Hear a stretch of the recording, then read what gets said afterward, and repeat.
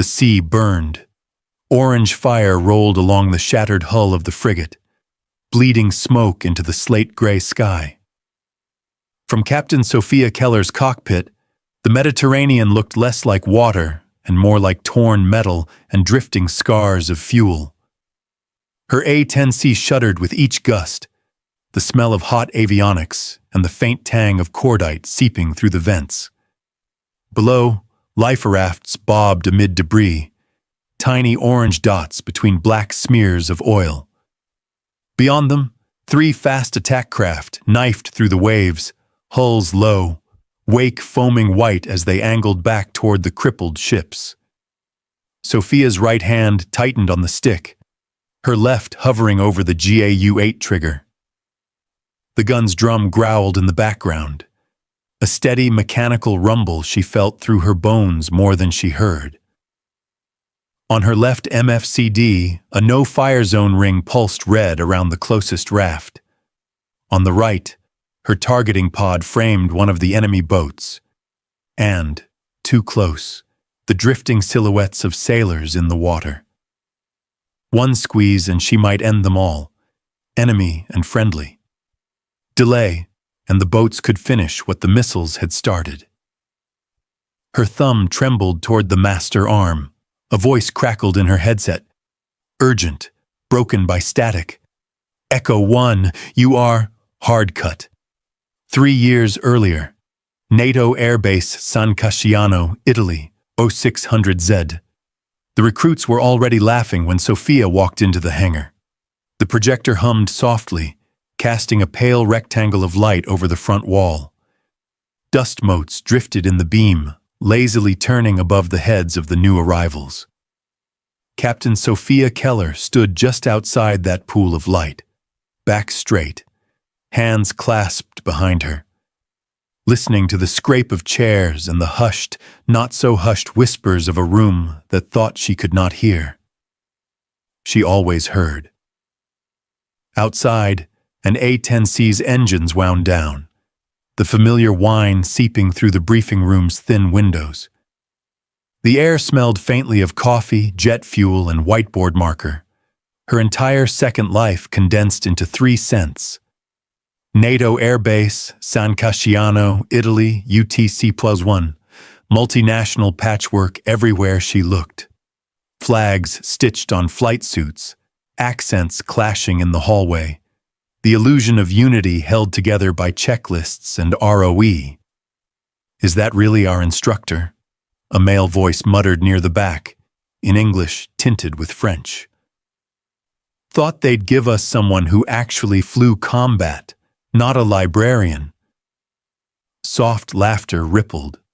Another voice, Italian, more direct, answered, Maybe she's here to teach us how to circle slowly until the enemy dies of boredom. Sophia turned her head just enough to see them. Lieutenant Luca Moretti lounged in his chair, long legs stretched out, boots crossed. Beside him, Lieutenant Marc Delacroix flipped a pen between his fingers, wearing the bored half-smile of someone who believed he already knew the punchline. 2 seats closer to the front, Lieutenant Anna Novak sat, stiff and straight, eyes forward, jaw tight as if she tasted something she didn't dare spit out. Sophia stepped into the light. Conversation stumbled to a halt, as if someone had hit a switch. "Good morning," she said. Her voice was calm, almost quiet, but it carried. Years in cockpits and radios had taught her how to thread sound through noise. "I am Captain Sophia Keller, German Air Force, A10 instructor pilot. You will address me as Captain or Ma'am." A few nods. One muttered, "Copy that," from the front row. Enough. She clicked the remote. The first slide appeared, a simple diagram of an A10C, nose pointed toward a stylized coastline, blue silhouettes of ships behind it. No drama, no explosions, just geometry and labels. "The A10C Thunderbolt II," she said, "is not fast. It is not pretty, and it is not fashionable. That is why you are here, and not somewhere else learning to impress each other at air shows." A few smiles, quickly suppressed. She let the line hang a second before continuing. You are here because this aircraft does one thing exceptionally well. It shows up when someone on the ground, or at sea, is already having the worst day of their life. Your job is not to be admired. Your job is to be precise. She changed slides. Weapons employment arcs, danger close circles around blue icons. ROE for this course is simple, she went on. No simulated weapons release without positive identification of the target and confirmed separation from friendlies. That applies in the simulator and in the air. If you cannot tell what you are shooting at, you do not shoot. You will be graded accordingly. Luca raised a hand, not waiting to be called on. Captain, with respect, he said, the phrase loaded with the opposite. In a real fight, we might not have that luxury. Sometimes you need to take bold decisions, no? Bold decisions. Her fingers twitched once against the remote. You will find, Sophia said evenly, that bold decisions and careless ones look very similar until you watch them back frame by frame in a debrief. A few chuckles.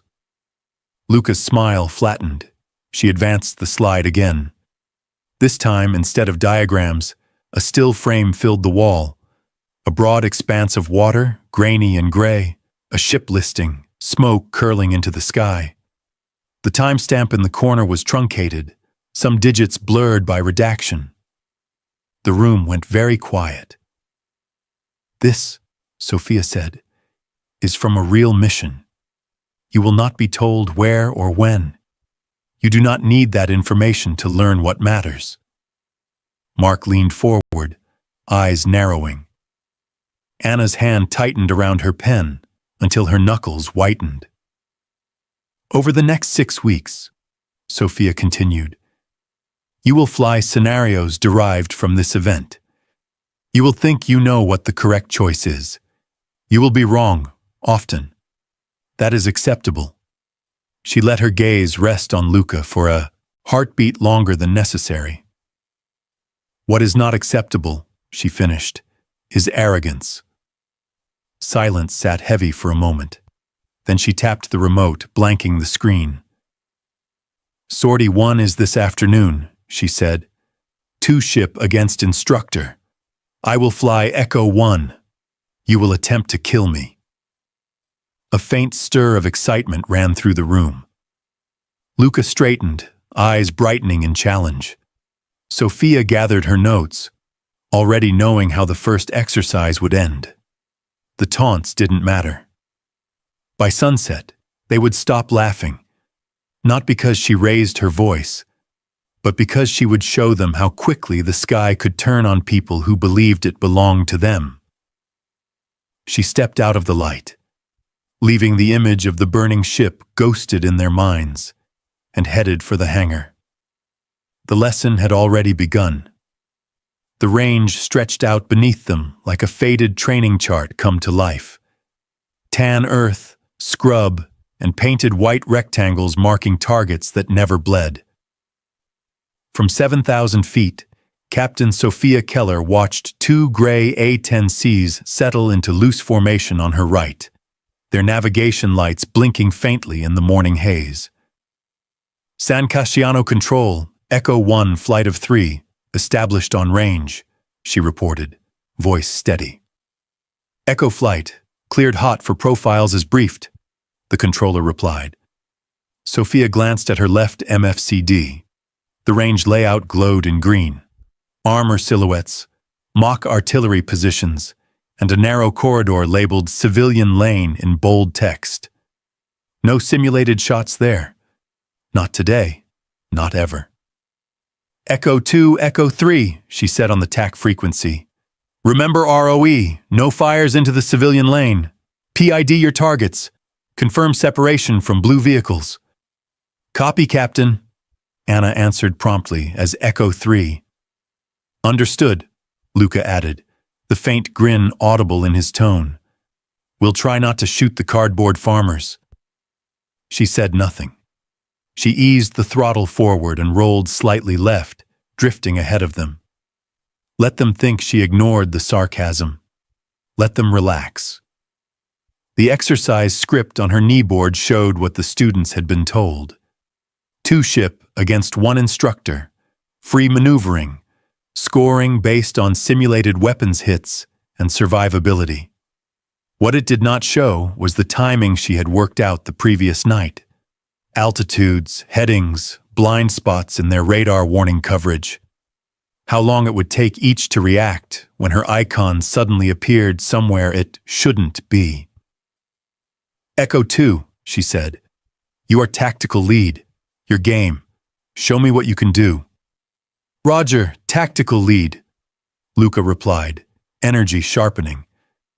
Echo 3, anchor high. I'll push low and flush her out.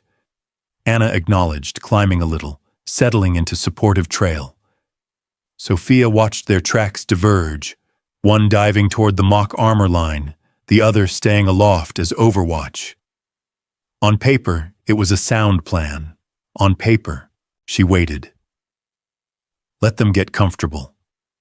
Let their heads fill with the idea that the slow instructor would lumber along some predictable axis, easy prey for their coordinated passes.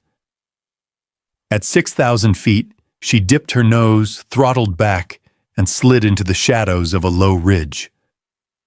Terrain masking hugged her like an old, unwelcome friend.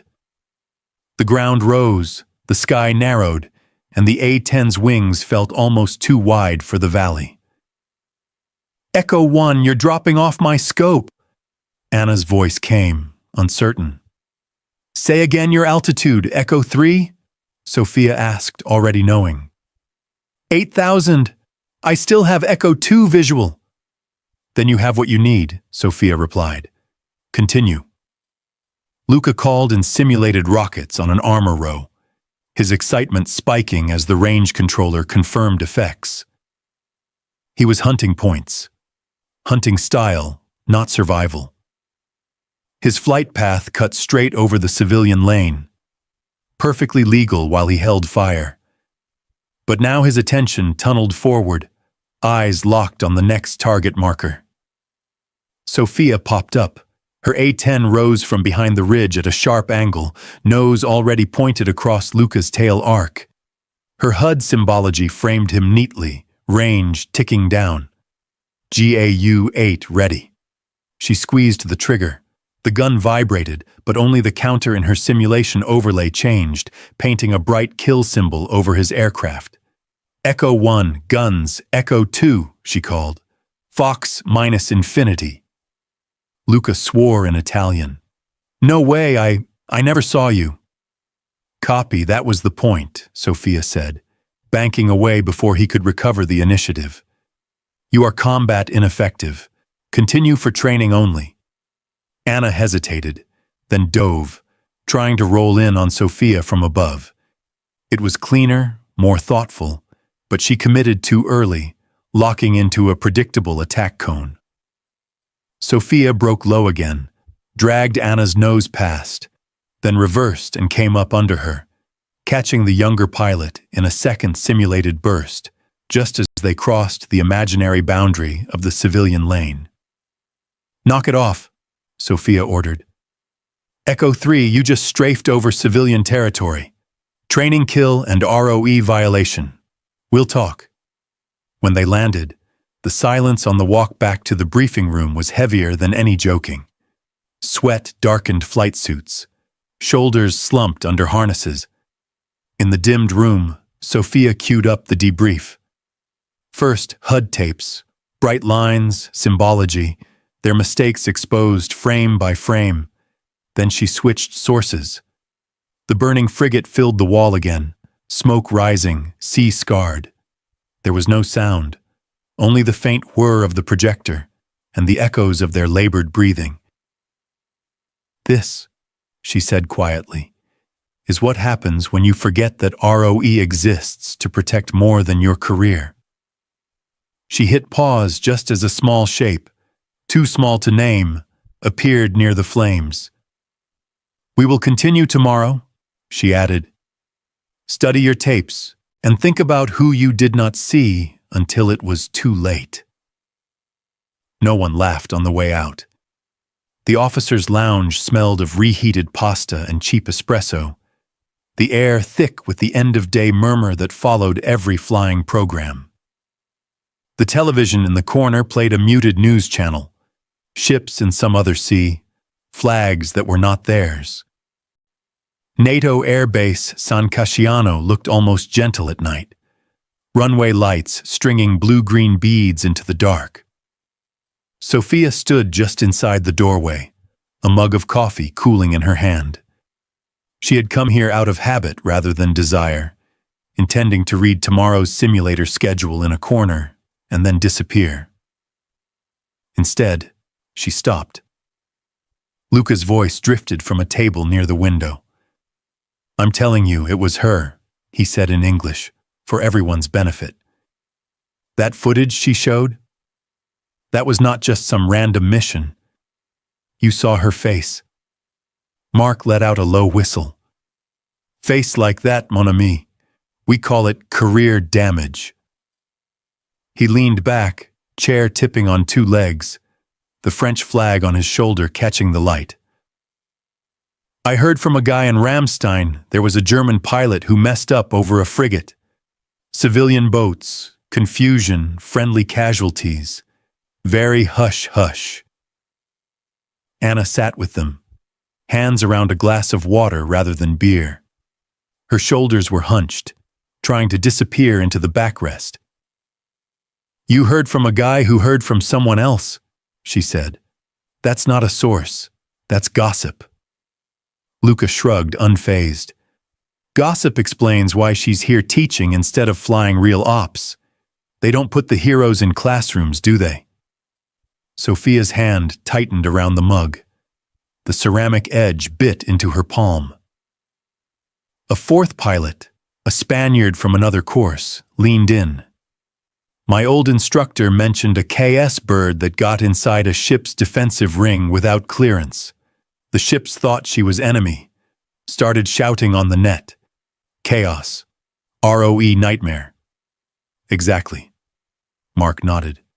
CS and Navy. It's already complicated. Ships want their own bubbles. You add an A10 in the mix? Slow, low, easy to blame when things go wrong. He picked up a peanut from the bowl and flicked it at an invisible target. Imagine it. Task force running air defense, hard lines around them. No one engages inside their self-defense envelope without clearance. Then someone like her decides she knows better and goes in anyway. Boom. After that, maybe they decide she should share her experience with the next generation. Anna shifted. Or maybe she was the only one close enough to do anything, she said quietly. Maybe she had to choose between the envelope and people in the water. Luca snorted. Spoken like a true believer. You saw what she did today. She lives to humiliate us in debrief. She probably pulled the trigger too late and now pretends it's all a lesson in humility. The laugh that followed was not loud, but it was sharp. From her place by the door, Sophia watched the back of Anna's head. She saw the micro-motions, the way Anna's fingers tapped a staccato rhythm against the glass, the tiny jerk in her neck when Luca said, too late. Part of her wanted to walk over, put the mug down, and lay out the facts as far as classification allowed. Explain ships' threat radars, the strict ring of no engagement around them, the way a KS pilot became a guest in the Navy's layered defense. Tell them how, on that day, a small craft had slipped inside that ring, and she had followed. Because the ring was drawn on a map, and the survivors were real. But to speak of it meant reopening files in her own head that she barely kept sealed. And any details she offered would be half-truths.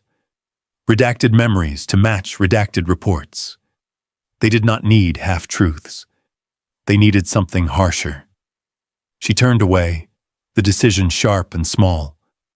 Words would not fix this. Training might. In the narrow corridor outside, the hum of the lounge faded. Sophia walked toward the simulator control room, the echo of her boots the only sound. The tech on duty looked up as she entered, startled. "Captain Keller? Everything all right?" "Load a new scenario for Echo class tomorrow," she said. "Naval Task Force, asymmetric threat. Use maritime air defense templates, but change the labels." He tapped at the console. "Base file? Use the one tagged Scenario 7.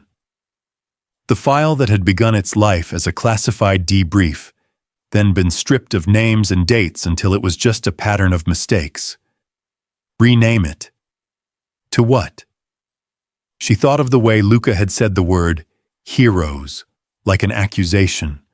Thought of the silence on the net when she had crossed that invisible line years ago. The way the sea had looked. Flat, endless, indifferent. "Unseen echoes," she said. "Add training only, so no one panics." The tech nodded. "Done." Sophia lingered a moment, watching the new title appear on the schedule. Tomorrow, they would fly that pattern themselves. They would argue with ROE, curse at the ship icons, feel their carefully drawn lines blur. Maybe then, their laughter would find better targets than ghosts they did not understand. Back in the lounge, another ripple of muted laughter rose and fell. Sophia did not go back in. She took her cooling coffee out onto the balcony instead, watching the dark line of the sea on the horizon. Somewhere out there, ships still guarded bubbles of safety drawn in invisible ink. Somewhere in here, she was drawing different lines, for them and for herself. In the morning, when the recruits reported to the sim bay, they would see a new mission name at the top of their roster. Unseen Echoes, Training Only. The simulator bay was kept deliberately cool, the air dry and filtered, humming with electronics. Rows of mock cockpits, rounded shells with screens for windows, sat in two lines, like dormant aircraft waiting for a storm. Above them, the instructor station glowed with 8 separate views of the same invented sea. Sophia stood behind the console, headset on, watching the pre-briefed scenario time tick toward 0. On each pilot's screen, a stylized Mediterranean unfolded. Blue expanse, icons for a NATO task group in loose formation, a few neutral shipping lanes scribbled in gray. No one in the class knew that, years ago, the icons had worn real hull numbers. "Echo class," she said over the intercom.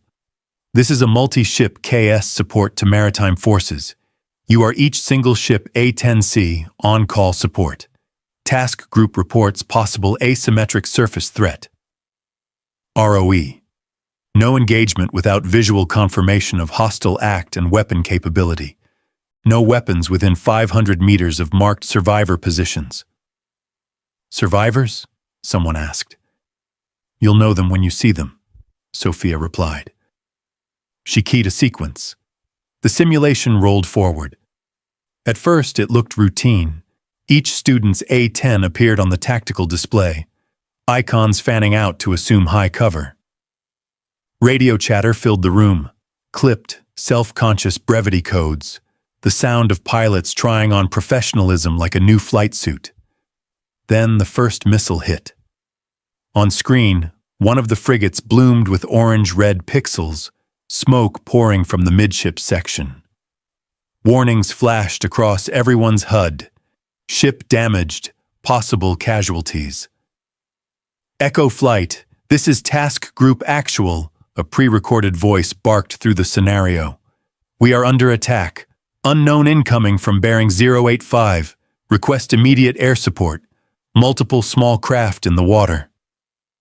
Sophia watched the class react. Luca's icon dove toward the task group, engines roaring in simulated strain. Mark swung wide, trying to build a wider picture. Anna's track hesitated, then followed instructions and held altitude, scanning with the targeting pod. She opened their individual feeds. On Anna's screen, the sea was cluttered, the damaged frigate trailing smoke, bright orange rafts already drifting free. Smaller specks, fast attack craft, cutting wakes between them. Echo 3, report what you see, Sophia prompted, careful to keep her tone neutral. Multiple small boats, high speed, Anna answered. Hard to tell. Some look like civilian RHIBs, some maybe not. I see. Are those weapons on the bow? ROE reminder, Sophia said. No engagement within 500 meters of survivor positions. Confirm hostile act and weapon capability. Luca's voice cut in. This is ridiculous. They're heading straight for the damaged ship. That's hostile enough. Sophia's fingers hovered over the console. One keystroke, and she could tag a boat with a red diamond. Hostile confirmed. One click, and she would remove the uncertainty. She did not press it. Echo 2, she said. Instead, state, fuel state, and weapon load.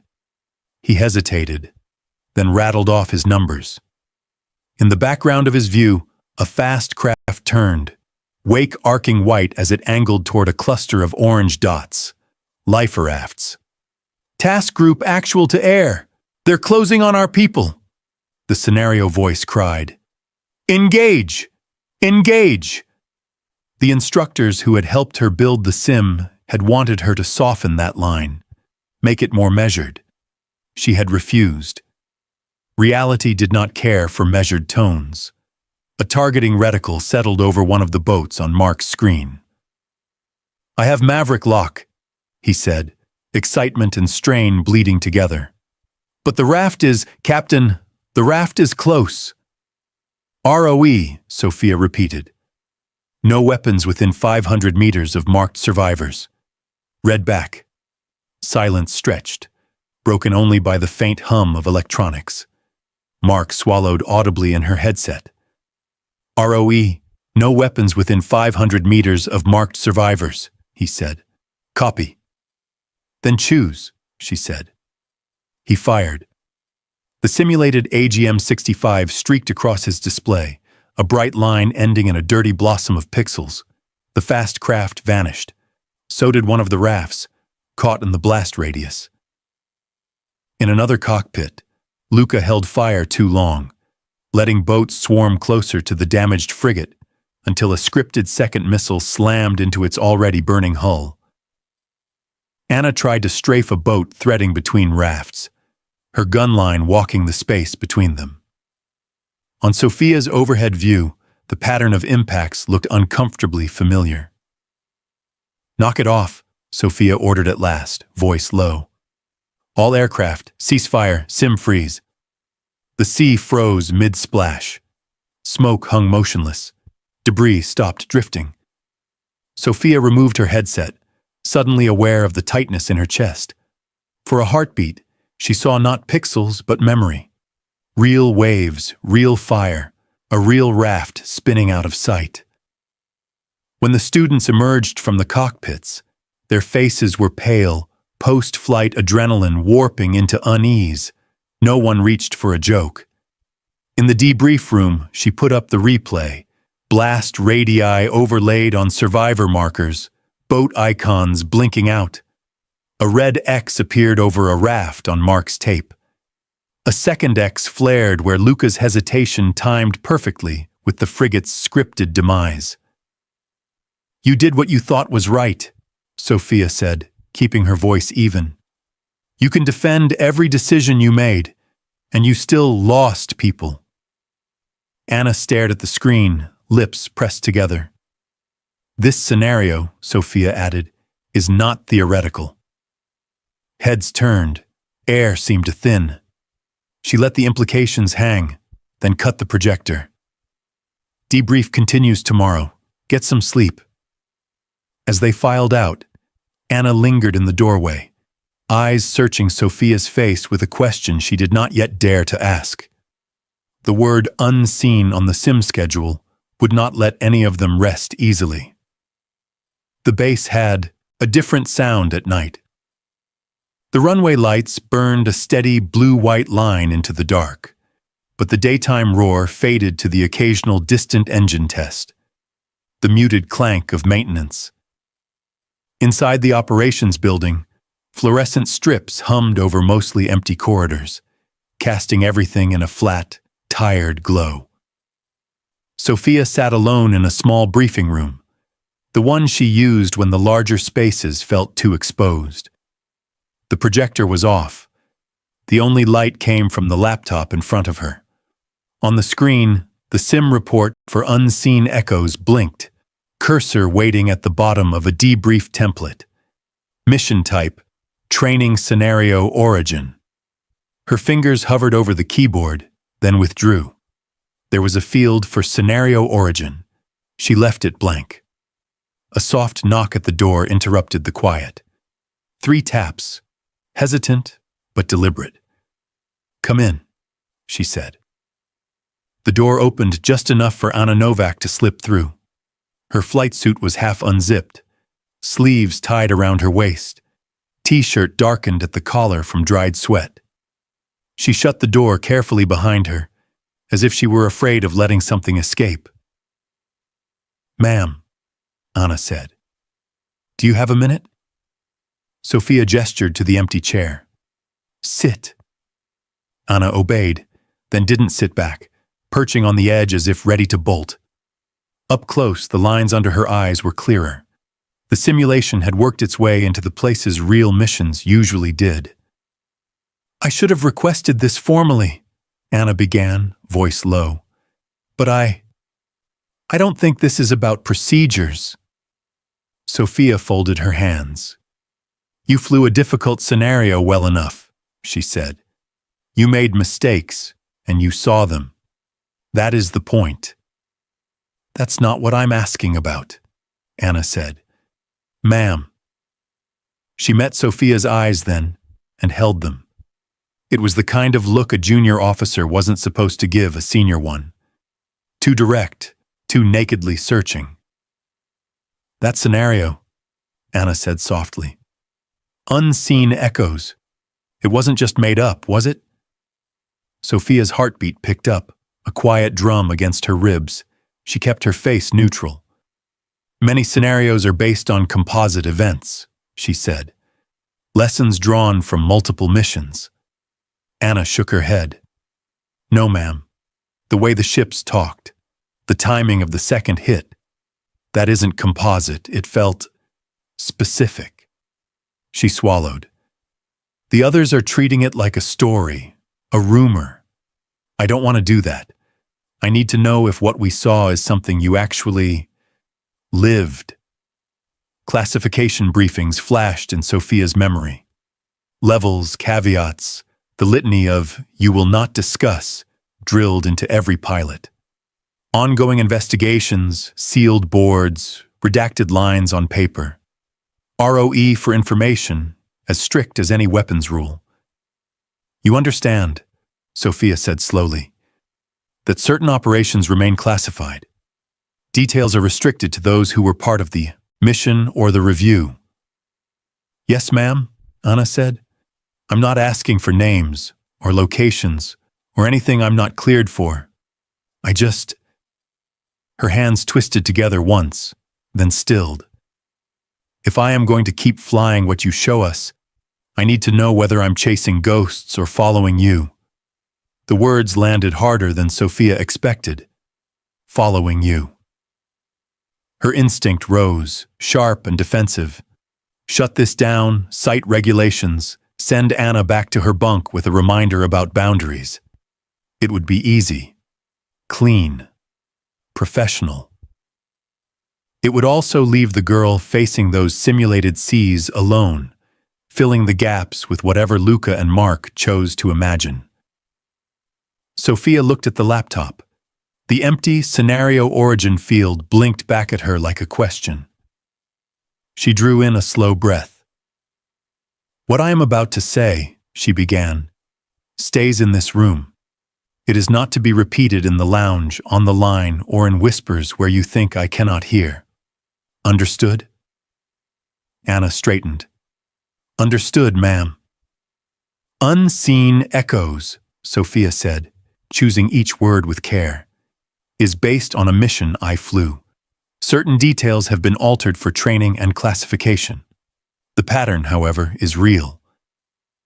Anna's shoulders dropped a fraction, as if a tension she hadn't named finally released. There was no awe in her face, only a sober, almost painful respect. So when we lost the raft, she said quietly, someone really... Sophia held up a hand. You lost a raft in simulation because you were given an impossible geometry with imperfect information. That is the point. On the real mission, different choices were made, with different costs. Those remain between me, the people who were there, and the board that reviewed it. She let a beat pass. But yes, she added softer. People died, and people lived, and I am still here teaching you.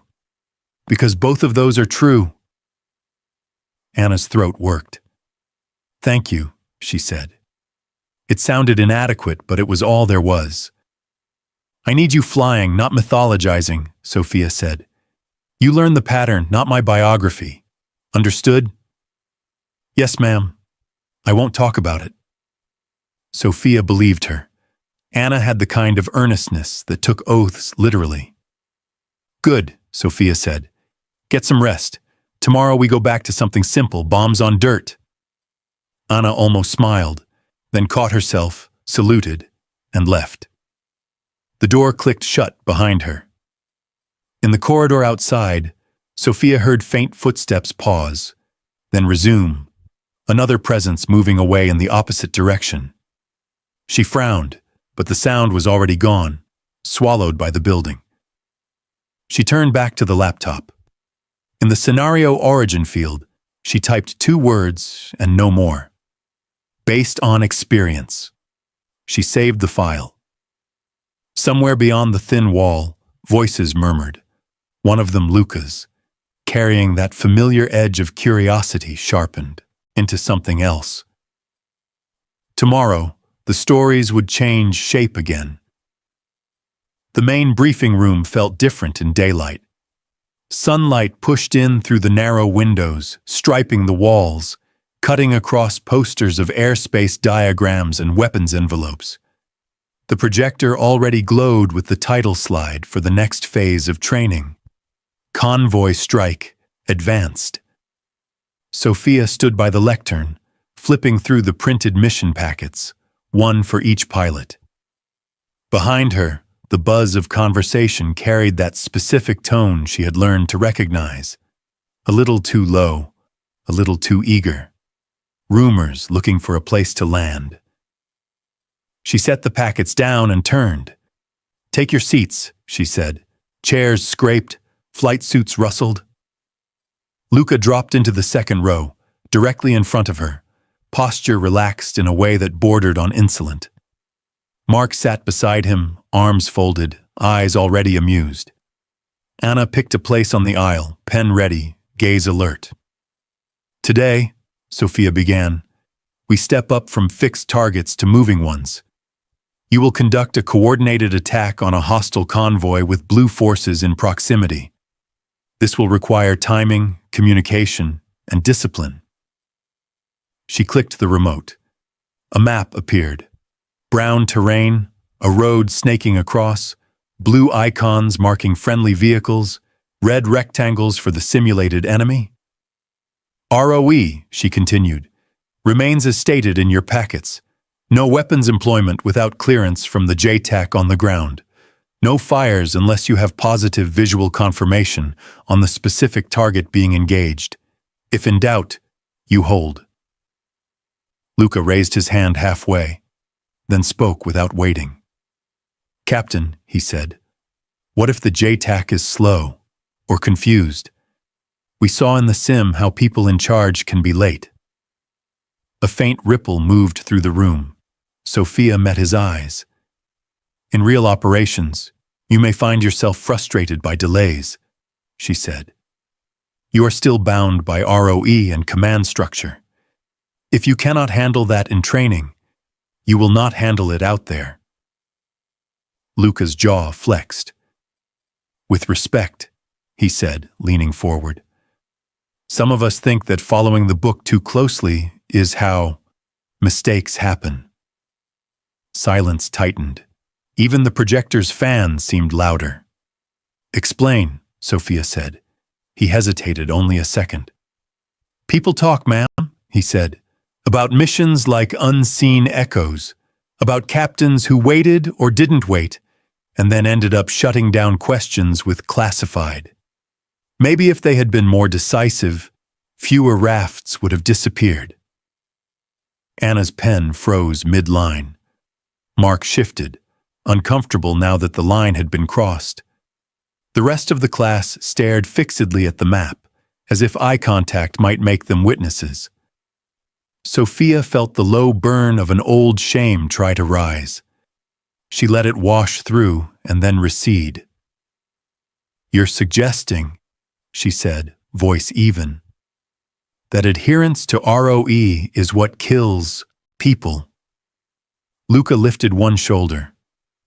I'm suggesting that sometimes the person in the cockpit sees more than the people writing the rules, and sometimes they are punished for acting. He did not say you. He didn't need to. Sophia could have ended it there. There were regulations about insubordination, about respect, about what junior officers could and could not imply. A formal reprimand would have been easy to justify. It would also have confirmed every story Luca already believed, that she was fragile, defensive, hiding behind procedure. Instead, she stepped away from the lectern. Very well, Lieutenant Moretti, she said. You believe decisiveness is the missing ingredient. His chin lifted a fraction. I believe someone in the formation has to act, he answered. Good, she said. Then you will act. She tapped the remote. The slide changed. Convoy strike, lead, LT Moretti. Murmurs flickered like static through the room. Luca blinked. Ma'am? For the next exercise, Sophia said, you are mission lead. You will command a 2-ship. I will fly as your wing, Echo 1. You will handle all tactical decisions, communication with the JTAC, and timing of attacks. You will operate under the same ROE you just criticized. He opened his mouth, then closed it again. The flush that rose up his neck was not embarrassment this time. It was a surge of pride battling with surprise. Do you decline? She asked.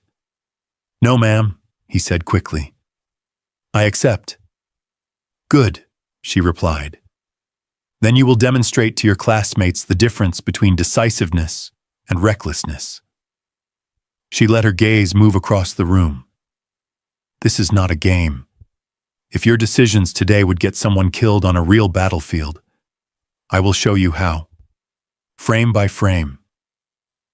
Anna watched Luca with a tightness around her eyes that hadn't been there before. When Sophia handed out the mission packets, Anna took hers almost gently, like a document that might hold more than coordinates and frequencies. As the teams filed out after the brief, the room gradually emptied. Luca lingered a moment, packet in hand. Thank you for the opportunity, Captain, he said. His tone tried for neutral and landed somewhere near a challenge. It isn't an opportunity, she answered. It's responsibility. Treat it accordingly. When the door closed behind him, she returned to the lectern and pulled out a separate sheet, the internal instructor version of the mission plan. 2 convoy routes were marked. One was simple. Clear separation between blue and red. Easy corridors. Minimal ambiguity. The other braided friendlies and hostiles closer together, with a JTAC placed on a moving truck, signal occasionally obstructed by terrain. She took a pen and crossed out the simple route. On the retained one, she drew a small circle around a village icon near the road, a no-fire zone that would not matter unless someone got sloppy with attack geometry. She added one line to the instructor notes: inject JTAC temporary radio degradation T +8 minimums. Then she set the pen down and looked at the map a long time. It was not the sea. There were no ships, no rafts, no invisible bubbles, but the pattern was close enough. If Luca wanted to test the gap between rules and reality, she would let him stand in it. She would just make sure that, this time, if someone paid the price, it would be in pixels and pride. Not blood. Outside, jet engines began their rising whine. The next lesson was already waiting on the runway. The valley range lay ahead in muted browns and greens, the convoy route threading through like a thin, dusty vein. From 9,000 feet, it looked almost peaceful. Captain Sophia Keller knew better. Peaceful terrain made for complacent pilots. "Echo Flight, push button 3, she called. A click in her headset. Then Luca's voice came through on the TAC frequency, tight but trying for casual. "Echo 2 on 3. "Echo 1 on 3, she replied, though in the mission brief she had made it clear, call signs or not, he owned this sortie. Below their wings, the mock hostile convoy, a string of trucks and armored vehicles, trundled along the dirt road. Blue Force icons moved in the opposite direction, a friendly patrol in armored vehicles navigating the same narrow valley. ROE flashed on Sophia's right MFCD, no strafing within 300 mem of Blue Forces. She had written that line herself. "Echo 1, Echo 2, came the gravelly voice of the simulated JTAC, call sign Viking. "I have convoy in sight moving south. I am mounted with blue element. Stand by for talk on." Sophia glanced at her data block. JTAC on a moving truck, signal bouncing between hills. Not ideal. Deliberate. "Copy, standing by," Luca responded. He sounded composed, but his track on her situational display was a fraction jittery, a series of tiny course corrections that betrayed nerves. She slid her A10 a little behind and to his right, classic wingman position. Lead made the calls. Wing watched the angles that lead forgot. "Echo 2, she said on TAC, voice neutral.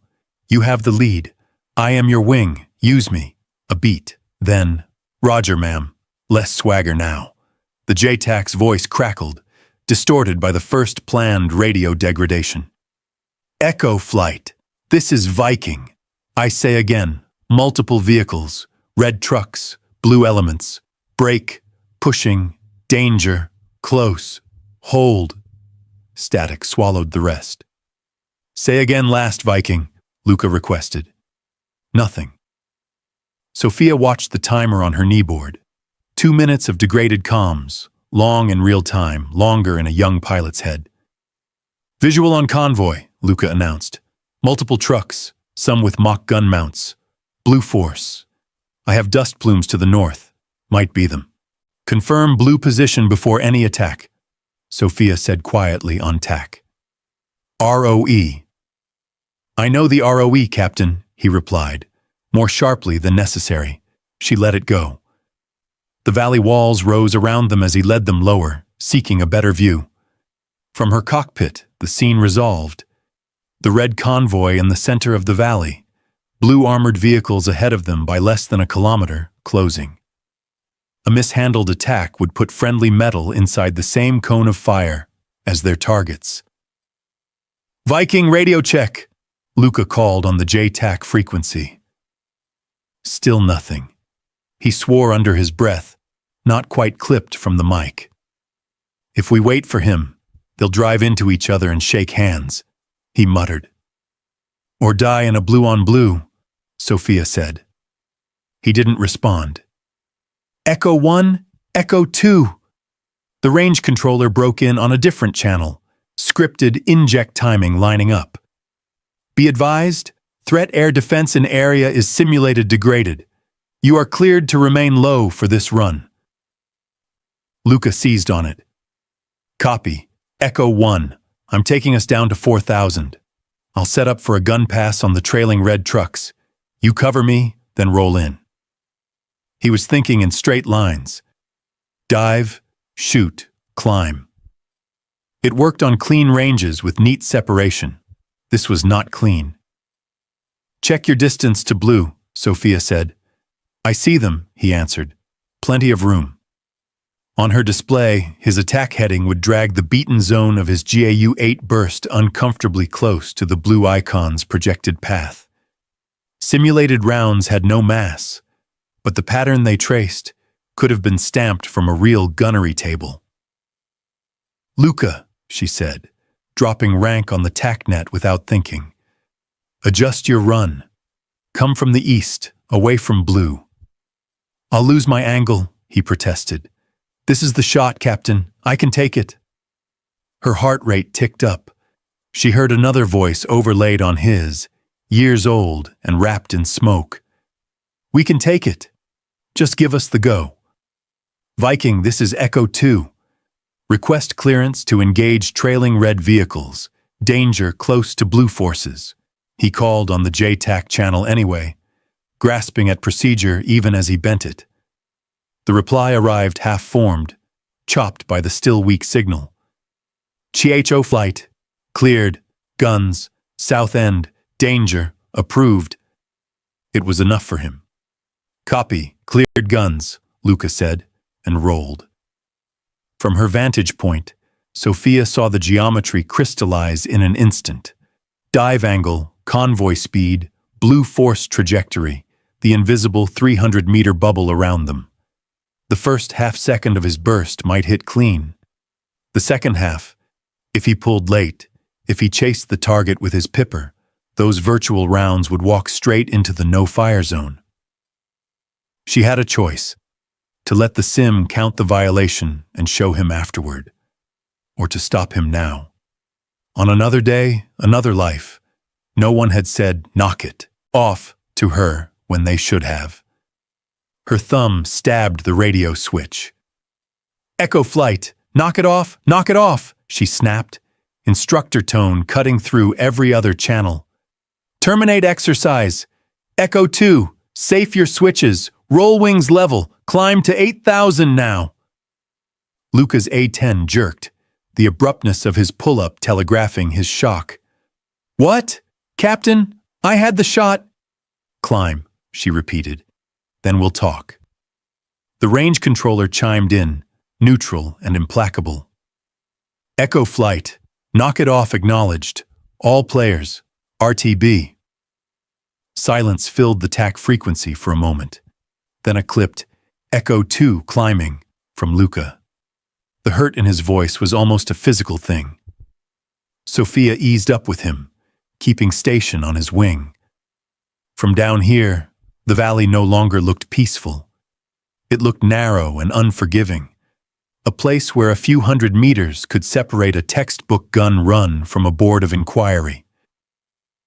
Back on the ground, they taxied in under a sky that had turned a flat, washed-out blue. The walk from the flight line to the briefing room felt longer than it was. Inside, she cued the HUD tapes, a familiar ritual, and added another video file to the playlist, one pulled from a locked folder. Two nearly identical views, a gun run setting up over moving friendlies, tracers about to walk toward a line someone had drawn too close. When the class filed in, Luca's face was set hard, jaw clenched, eyes dark. Anna looked between him and Sophia, picking up tensions like a radar ping. Today, Sophia said, as the first frame frozen on the wall showed an A10 nose dipping toward a convoy. We're going to talk about how leadership looks in the seconds before you pull the trigger, and in the seconds after someone tells you not to. She hit play, knowing that soon they would be watching two tapes side by side, his and hers, wondering which belonged to the quiet instructor and which to the man who thought decisiveness was the missing ingredient. The debrief room lights were dimmed, the blinds half closed against the afternoon glare. The air was heavy with the familiar mix of stale coffee and cooling avionics sweat, the kind of atmosphere where voices instinctively dropped. On the wall, the first HUD frame waited, an A10 nose pointed toward a dusty road, Pipper hanging just above a moving convoy. Sophia stood at the front, remote in hand. Behind her, the students settled into their seats more slowly than usual. Luca chose the middle, shoulders tight, arms crossed. Anna sat a row back, notebook open but untouched. 2 tapes, Sophia said. No labels. Both show an A10 in a firing solution near friendlies. Your job is to tell me which one you think is training and which one is combat. A murmur of interest rippled through the room. Mark leaned forward, elbows on his knees, eyes fixed on the screen. She pressed play. The first recording rolled. The gun cross sliding down.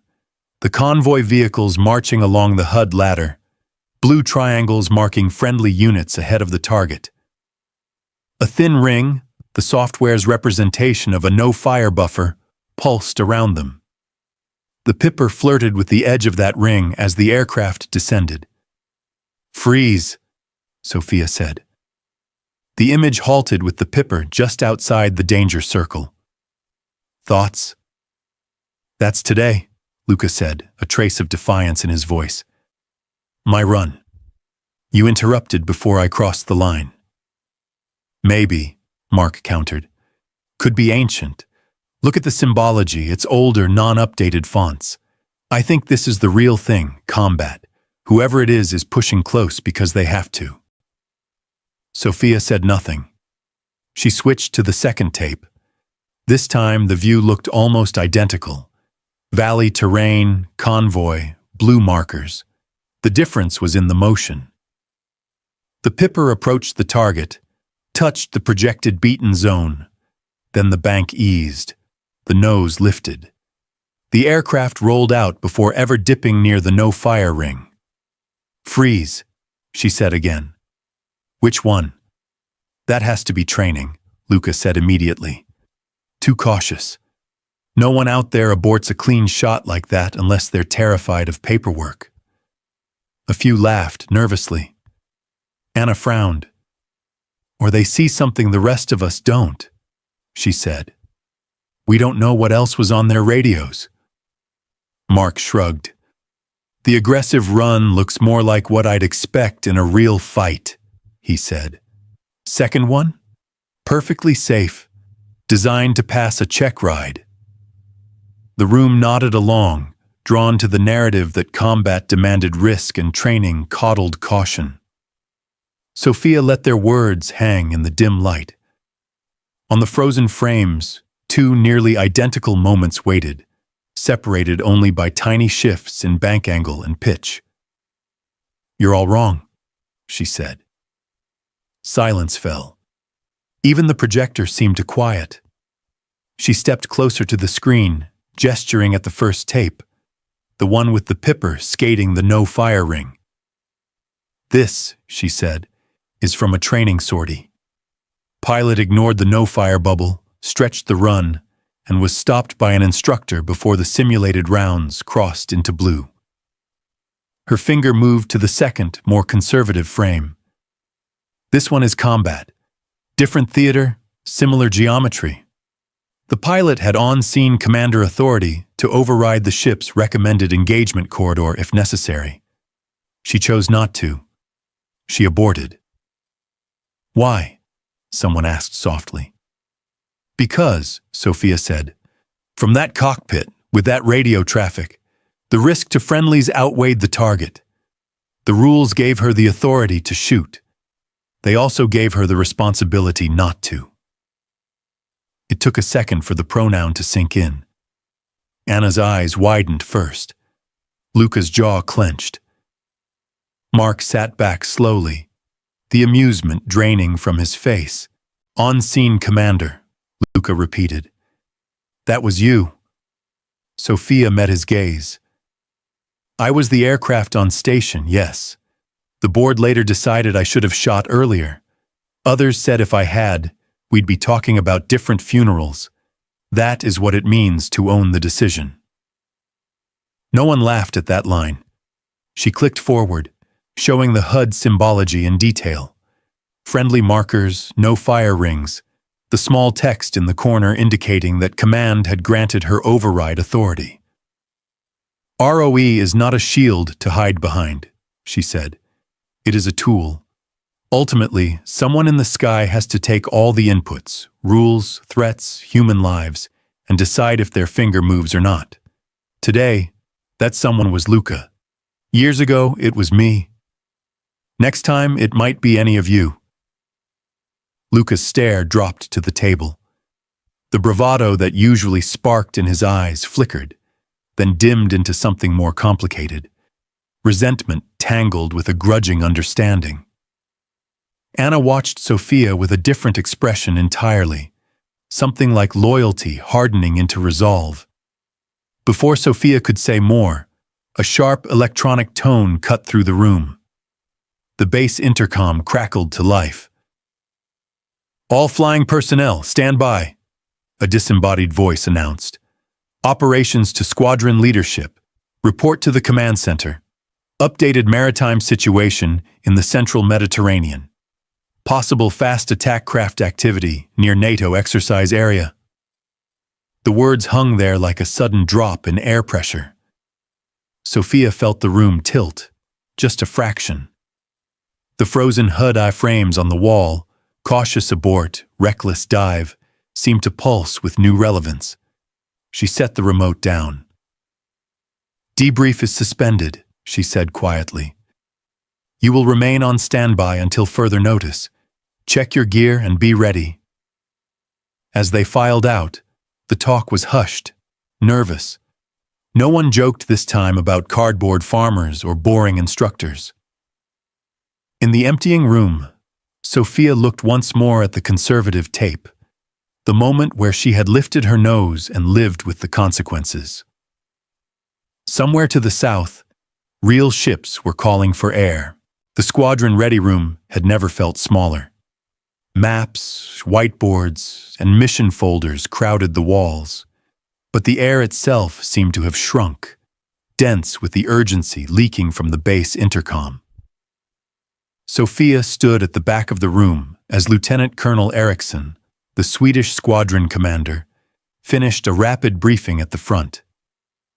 His voice was calm, but his clipped English carried an edge that cut through the murmur. NATO task group in the Central Med reports multiple small craft operating in proximity to an ongoing exercise, he said, tapping a red-circled section of the projected map.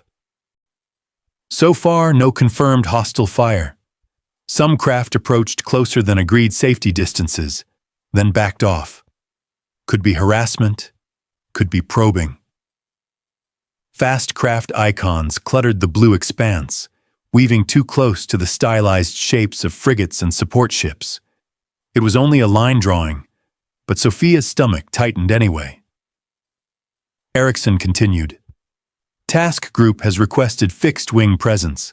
The Italians are tied up with another tasking. The French Rafales are out of position. We are the nearest CAS platform with maritime experience. His gaze flicked to Sophia for a fraction of a second on that last word. She felt the weight and looked away. ROE from higher, he went on, is show of force only unless hostile intent and capability are both clearly established. No weapons release without visual confirmation of weapons and aggressive maneuver toward NATO vessels or survivors. You will not, repeat, will not fire just because someone is making you uncomfortable on the radio. A few strained smiles, no laughter. We can mount a 3-ship, he concluded. 1 instructor, 2 students. I need that instructor chosen now. Every eye in the room slid toward Sophia as if pulled by gravity. She kept her posture steady, arms loose at her sides. Eriksson turned fully to her. Captain Keller, he said, you have the most recent maritime KAS experience. I want you leading this flight. Her mouth was dry. Understood, sir. You choose your two. That was the knife's twist, delegating not just the mission, but the risk. She scanned the room. Mark, Anna, Luca, and two other pilots from a different course. She knew the logic tree by heart. Who had flown most recently? Who had shown discipline? Who could handle being tested in the air and then sleep afterward? Her gaze landed first on Anna. The Polish lieutenant met her eyes head-on, fear clear but contained. She had listened in debriefs, argued only when it counted, flown the unseen Echo's sim with a kind of desperate care. Lieutenant Novak, Sophia said, you're with me, Echo 3. Anna's breath hitched audibly, but she nodded. Yes, ma'am. Then came the harder choice. Luca sat slightly slouched, but the look in his eyes was no longer lazy. It was sharp, almost brittle. The last sorties, the tapes, her public correction, each had sanded off a layer of arrogance. What remained might yet turn into something useful, or it might crack under real stress. I want to go, he said quietly, before she could speak. No swagger, just a simple statement. I won't treat it like a game. Sophia thought of letting him sit this one out, of choosing someone safer, someone whose learning curve did not risk intersecting with real hulls. But if this was going to happen, if the sea insisted on replaying patterns in front of her, it was better that the pilots out there already knew what it felt like to be wrong on a screen. Lieutenant Moretti, she said. Echo 2. Mark's head snapped up. What about me? He asked, the effort to keep his tone neutral obvious. You'll coordinate an ops, Erickson said before Sophia could answer. We need someone fluent with Keller's training profiles on the ground. You know her sims. You'll help us understand her calls quicker than anyone else. It was a reasonable argument. Mark heard the subtext. You stay where it's safe. His jaw tightened. Copy, he said. As the room dissolved into controlled chaos, flight suits zipped, helmets grabbed, last sips of coffee abandoned. Sophia caught Mark's eye. Operations is not punishment, she said quietly. If I need help, it will be your voice I hear first. He gave a short, tense nod. It was not forgiveness, but it was acceptance of a role. 10 minutes later, on the flight line, the 3 A10Cs sat ready, gray hulks against the amber wash of evening. Ground crews moved around them with practiced efficiency, marshalling, checking, shouting over the rising whine of engines. Sophia climbed the ladder into her cockpit, the metal rungs familiar under her boots, the smell of hydraulic fluid and worn upholstery wrapping around her like an old uniform. She settled into the seat, strapped in, ran her checks. Echo 1, check. Echo 2, green, Luca replied, voice steadier than his first sortie but thinner than his bravado days. Echo 3, ready? Anna said. There was a tremor in the last syllable, quickly swallowed. On the radio from Ops, Mark's voice came through, crisp and precise. Echo Flight, this is Ops. Task Group reports multiple fast craft still in vicinity. No shots fired. ROE as briefed. You will demonstrate presence, collect visual, and await further instructions. Copy, Ops, Sophia answered. They rolled, lined up, and then the runway was slipping under them, the A10's engines pushing them into a sky-stained gold and purple. As the wheels left the ground, Sophia glanced down at her moving map. The coordinates for the task group appeared, blinking. For a heartbeat, the lines and numbers shifted in her mind into memories of another day, another vector to another crippled ship. She forced her eyes back to the present. to the two green aircraft symbols following her on the display. "Echo, flight," she said, voice steady over the growing distance between them and the Earth. "Remember, we are not here to make statements. We are here to see clearly. No one fires without seeing." "Copy," Anna said. "Understood," Luca echoed.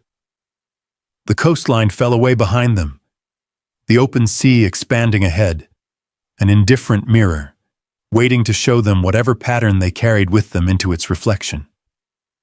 At 20,000 feet, the Mediterranean looked deceptively simple, an endless, dull blue plain broken only by thin streaks of cloud and the faint glint of ships far below.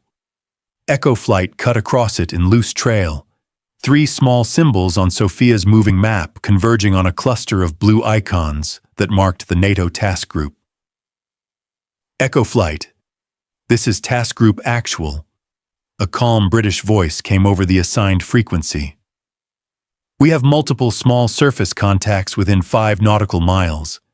Some have approached within 1,000 meters of participating vessels before turning away. No weapons observed. Yet." The last word carried weight. Sophia keyed her mic. "Task Group Actual, this is Echo 1, flight of 3 A10s, 20 miles out, 20,000 feet. Request detailed contact picture and any declared no-fly or no-fire zones." "Echo 1, Roger," the voice replied. "Stand by for surface plot." On her right MFCD, the data link filled in. White triangles for unknowns, blue squares for friendlies, a few neutral merchant ships tagged in gray. The fast craft popped up as small, darting symbols, their tracks looping around the task group like mosquitoes around a porch light. "Echo 1, I'm seeing them now," Anna said, awe and unease threaded together.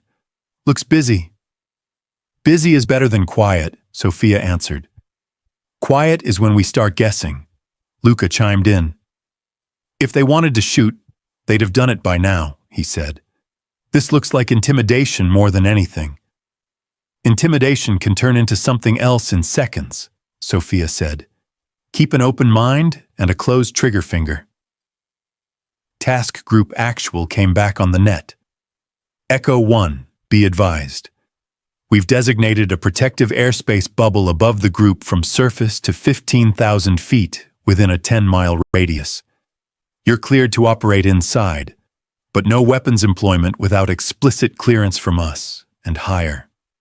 ROE is show of force only unless hostile act and capability are visually confirmed." "Copy ROE," Sophia replied.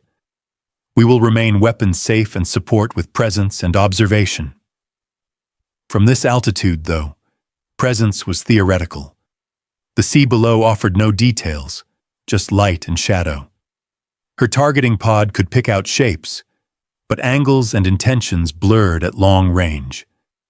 She slewed the pod toward the nearest cluster of unknowns. On the display, the world snapped into sharper relief. The white wake of a small craft cutting a jagged line across the waves, larger hulls looming in the background. She zoomed in until she could make out crew figures, small, dark specks moving on the deck. "Echo 1, I have visual through the pod on one of the contacts," she reported. "Looks like a fast patrol boat, maybe 30 feet, open deck. No clear weapon mounts from this angle." "Copy," Task Group Actual said. "We've had that one approach within 1,500 meters twice, then peel off. They're playing games. Games had a way of turning into accidents. Accidents had a way of turning into history." Sophia checked their altitude. 20,000 kept them safe from small arms and most shoulder-fired threats that might be hiding on those boats. It also kept their eyes far from the water. "Echo 2, Echo 3, she said on tack. "I'm going to drop us lower for a visual pass. We'll stop at 8,000 initially. Keep spacing, no heroics." Anna responded instantly. "Copy, Echo 3." There was a slight pause before Luca answered. Echo 2, Roger. As she eased the nose down and brought the throttles forward, the airframe hummed differently. A subtle shift felt more than heard. The sea grew in the canopy, flattening into a textured surface dotted with points of metal and foam. At 12,000 feet, shapes resolved into ships. The frigate's gray hulls stood out, deck guns idle but manned. Plumes of exhaust smudged the sky behind a support vessel. Around them, the fast craft moved in erratic patterns, cutting across one another's wakes, sometimes closing, sometimes veering away. Echo 1, you're descending into our bubble, Task Group Actual said, a hint of concern under the professionalism. Affirm, Sophia replied. We'll remain above 8,000 unless you request otherwise. No weapons, just eyes. Very well. Your judgment, Captain. There it was, the subtle deference she had both earned and dreaded. She pushed the pod's zoom further. One boat came into sharp focus. Narrow hull, twin outboards churning, 4 figures aboard. At the bow, a shape rose, a mount of some kind. She adjusted contrast until the lines sharpened into something undeniably angular. Echo Flight, Tally 1 craft with forward weapon mount, possibly a crew-served gun, she said, her voice flat to keep it from tightening. Bearing 010 from Task Group Center, range approximately 2 miles, closing. Anna's breath was audible on the net. I see it on my pod now, she said. They're weaving between wakes. Luca's voice came in, lower than usual. They're not random, he said. Look at their path. They're lining up with that frigate's bow. He was right. From above, the wake pattern that had looked chaotic now traced a rough, converging spiral toward a single hull. Sophia watched the moving map, the pod, the raw view out her canopy, switching between them in a practiced rhythm. The déjà vu that crept up her spine had edges, smoke, burning paint, a different day's shouts over a jammed radio. Task Group Actual, Echo 1, she said. We have 1 contact with visible weapon mount closing on your lead frigate, bow aspect. No fire observed, but approach speed and course suggest more than games. Request your assessment of hostile intent. There was a pause. Too long. On some ship below, someone was arguing about definitions while the world continued to move. Echo 1, the voice came back, tighter now. We are evaluating. Stand by. The boat did not stand by. Its wake straightened, no longer weaving, just a white arrow, aimed directly at the frigate's forward quarter. Sophia's left hand drifted toward the master arm switch in a motion her body remembered too easily. She stopped herself before touching it. ROA, she reminded herself. Show of force only, eyes, not fire. Echo Flight, she said. Let's set up for a show of force pass along the boat's path. Low but safe. We'll make sure they know we see them. As she rolled them into position, another boat on the edge of her pod's field of view changed direction, cutting toward a support ship whose decks were busy with what looked like small orange shapes, life rafts, or training pods, or both. The sea below was no longer deceptively simple.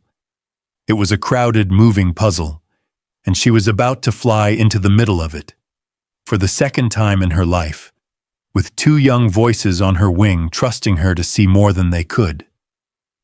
The sea was suddenly full of edges.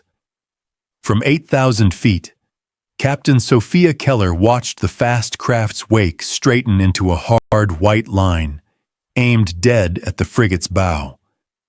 The targeting pod's crosshairs clung to the boat as it bounced over the chop, frame shaking, pixels smearing, then snapping back into focus. On the display, the forward mount was unmistakable now. No tarp, no fishing gear, just a stubby, angular shape fixed to a reinforced platform. Echo 3, confirm, Sophia said, forcing her voice to stay level. Anna's reply came a half-second later. Pod on same contact. I see a crew-served weapon at the bow. 4 persons on deck. They're not slowing. Echo 2? Luca exhaled audibly. Affirm, I see the mount. They're driving like they mean it, Captain. Straight at the frigate. Sophia keyed the task group frequency. Task group actual, Echo 1. Multiple aircraft confirm visible weapon on contact Bravo 1, bearing direct to your lead frigate, speed constant, no sign of altering course. This meets criteria for hostile intent as briefed. Request immediate engagement authorization. Silence. The kind that wasn't really silent, just filled with distant, muted voices arguing on some unseen bridge. Below, the boat kept coming. The frigate's bow wave grew larger in Sophia's pod, white, spray flaring where hull met water. On the ship's deck, tiny figures were moving now, weapons turning, but the angle was tight. Close-in weapons wouldn't have much time. Another voice cut into her headset, this one ragged with stress. Air, this is Valkyrie, lead frigate. That craft is closing. We need it stopped now. Not the official circuit. A captain, bypassing layers. Sophia glanced at her right MFCD, where ROE text scrolled in tiny letters. Hostile intent, defined as visible weapon capability, plus aggressive maneuver toward NATO vessels. She had both. What she didn't have was the word cleared hot from anyone with more rank than she wore. Her left thumb hovered a breath away from the master arm switch. Task Group Actual, this is Echo 1, she said again, sharper. Contact meets hostile intent definition. Recommend engagement. Say status of clearance. Echo 1, we are coordinating with higher. The British voice answered, clipped. Stand by. Stand by. In her memory, another sea burned. Another voice had told her to stand by while a boat with no name closed the last few hundred meters. That time, she had waited. Seconds that stretched into something she still woke up inside of. This time, 2 green aircraft symbols sat nested behind her on the moving map. Anna and Luca following her down into the pattern she chose. She made the choice. Echo Flight, listen up, she said on tack, tone leaving no space for argument. I am declaring on-scene commander authority for this engagement. We have hostile intent. We will act. Anna's copy came instantly, almost a reflex. Luca's Roger followed, tighter, as if the word caught on something in his throat. Echo 3, hold high cover at 10.